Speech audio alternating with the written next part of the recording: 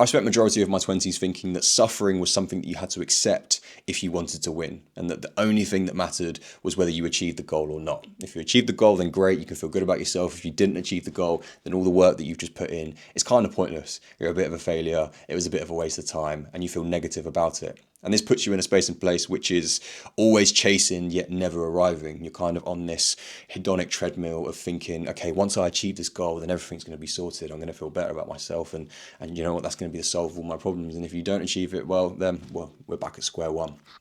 And it was just a complete waste of time. And I've learned this through a number of different ways in my life. Whenever I try to build my business, I've always thought, okay, once I have this amount of money, this amount of clients, I'm going to get to that point and I'm going to feel good. I'm going to be like, great, there's going to be some sort of big party there. Someone's going to be there to pat me on the back. And I don't know, there's going to be fireworks and all that kind of stuff. I've done it when I was trying to take my business online and be a digital nomad and go work in Bali, work in Australia. And I thought, oh, do you know what, once I get there, everything's going to be sorted. Everything's going to be cool. Like all my problems, all my worries, all my fears are going to disappear. And as you'll find out at the end of this video, it never really works out that way. And then another one is marathons. I've always wanted to run marathons. So I spent months training, months going for a time, getting to that finish line and falling short because I got injured, because I couldn't train the way I wanted to. And leaving that race thinking, well, what a waste of time.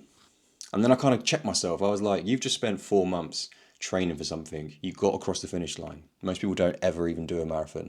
You still got a PB from your first attempt. Okay, you didn't get the 3:15 that you wanted to, but you still did it in 3.5 hours, despite only being able to train properly for 10 weeks. So the end of this video, I'm hopefully going to get you to understand that the journey is the main thing. The process is the main thing. Achieving goals is cool, and this is not a video to say don't set goals and just kind of like be in the moment and being this fucking hippie. It's kind of shifting your perspective of having goals, but also enjoying the man that you become when you are going to get there. And like I said, I've learned that in so many different ways. And yeah, we're just going to jump straight into it. I'm not going to waffle on anymore. My first question to you is, what is the point of achievement if it means suffering your whole way through it? What is the point of achieving something if it means suffering? If I hate the process, if it takes me months, if it takes me years of going through something, what is the point? Why would I want to offset the happiness that I could experience right now for something that you think might happen in the future? I'm going to say that again. What is the point of offsetting your happiness right now for something that you could... I'm going to go again. What is the point of offsetting your happiness right now for something that you think might happen in the future? Because you can do everything. You can do everything right. And I've certainly done that. I've done the posts. I've done all the things that I need to do within my business. And I've still fallen short of the mark. I have done launches where I've done months worth of marketing. I've done the videos. I've done the emails. I've done everything that I could. And it's fell flat on his ass. The marathon, prime example. I have spent months training, doing the things that I needed to, eating, making sure that I'm sleeping, getting my nutrition, making sure I'm sleeping, making sure I'm getting enough sleep, getting my nutrition in. And on the day it didn't happen. My hamstrings blew out. I didn't have enough in my legs because I spent 6 weeks being injured and not getting enough volume. And the outcome went. So you could do everything that you want and you still might not get the result that you want. And then the question is, if you didn't get the result that you wanted, does that make all the work that you did pointless? Does that mean that you're a failure? You crossed the marathon, but you didn't get the time that you wanted. Does that mean that you're a failure? You try and build the business. It doesn't quite. You get a little bit of success right now, but it doesn't give you quite the goals that you want. Does that mean you're a failure? You go and do something. You go and put yourself in an uncomfortable situation. You go and learn a valuable lesson. It doesn't go the way that you wanted, but does that mean that you're a failure? And oftentimes your mind might go straight to yes. It's like, yeah, okay, I failed. But if you really read between the lines, if you really take a step back and actually meditate on what has happened, what can you take away from it? Because even if you fail, you still learn a lesson. The failure is still going to teach you something. It's going to teach you resilience. It's going to teach you to be a bit more attentive with what it is that you're doing. I could go on. There are so many things. You cannot lose. The process is the most important thing. The journey is the reward.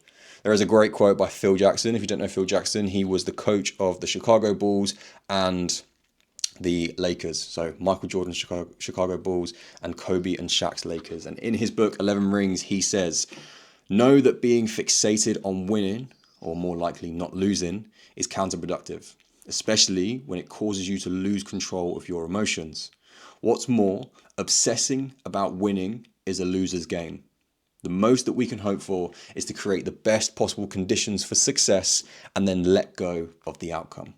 So what that essentially means is the best that you can do is just try and tick every single box day in, day out. Work as hard as you possibly can. Enjoy the process, but then not fixate on how it turns out, how you think it's meant to turn out in your head. Just keep putting in the work. So then that kind of moves me into, am I saying don't set goals? Is this video saying don't set goals, just be in the moment, be this fucking hippie? Absolutely not. You need goals. We need goals as men. We need things to strive towards. We need things to put us in motions. We need things that we can reverse engineer in order to help us tap into the discipline, in order to help us show up the way that we need to every single day, in order to get the energy that is going to push you forward. Because if you're someone that doesn't set goals, and trust me, a lot of men don't, I mean, a lot of men and a lot of women don't, I think it's something like 80% of people don't write down goals. What you end up doing is you just play safe. You end up just living on autopilot, and autopilot is great. Autopilot allows you to do things without having to think too much about them, like the way that you train, the way that you show up in work, driving without not paying attention, but you know what to do. You haven't got to think too much about the clutch, about changing gears. You can go into this autopilot. But if we spend too much time in autopilot, if we spend too much time not challenging ourselves, we end up spending our lives just surviving rather than thriving. And I heard that in a podcast and I thought that was great. And I'm going to try and steal it off myself. And you think, if you're sitting there thinking, okay, I don't believe this guy, I will go and earn the money, I'll go and do all these things, I will suffer to be wildly successful, and then I'll show you I'm gonna be great. It's all gonna mean something. Just listen to this episode from this clip from Alex Hormozi, his podcast with Tony Robbins. But what happened is you were so in your head. Yeah. So even think of what you did, like a goal worth suffering for. Fuck that. I mean, I don't have goals that I'm worth suffering for. No, don't get me wrong. Not every day is not like pure bliss. Yeah. And there's lots of things that I don't love to do that I need to do to succeed or I got to deal with. That's part of life. But pain is part of life. Suffering's an option. You've heard that phrase, but it's a fact. Yeah. It's not just a phrase. That's why you've heard that shit so more. But when you make it your goal to find a goal worth suffering for, you're going to suffer, right? And so it's in your language. I got my wish. And you got your wish. And what's happened is this part of you is so strong, brother. The king of hustle bros. Let's be honest. If you're in the space, we all know Alex Hormozi. He is the grind till your eyes bleed. Nobody cares. Work harder. All that bullshit. He has all the money that you could think of. Probably more money than any of us are ever going to achieve. Let's be honest. Not put together, but like he's amassed certain points of wealth that some of us may never reach. And he can't even find meaning in his life. So it's like, what does that tell you? The whole suffering, a goal worth suffering for. It's bullshit. It is absolute bullshit. Achieving things is the fun part. The process of you getting to that goal is good. And don't get me wrong, you can achieve the goal, you can celebrate it and whatever. But even neuroscience backs up my point, which says that our brains thrive more on the anticipation of a reward than the reward itself. We get more dopamine, we get more enjoyment in anticipation of something happening, in anticipation of achieving our goals. So go out there and set big goals, but just know that the things that you're doing today, the process that you have to put in order to get you there, is going to be the most enjoyable part. The months, the years that you spend trying to achieve something is the process, is the fun part. That's the thing that you should be looking for. That's kind of the way that you should be living your life. So don't feel like achieving things is a case of suffering. Don't feel like you need to just get your head down, grind harder, not live your life, because when you're in your 30s, when you're in your 40s and you've got this money, you've got this wealth, then you can go and live. Because some of us never actually get there.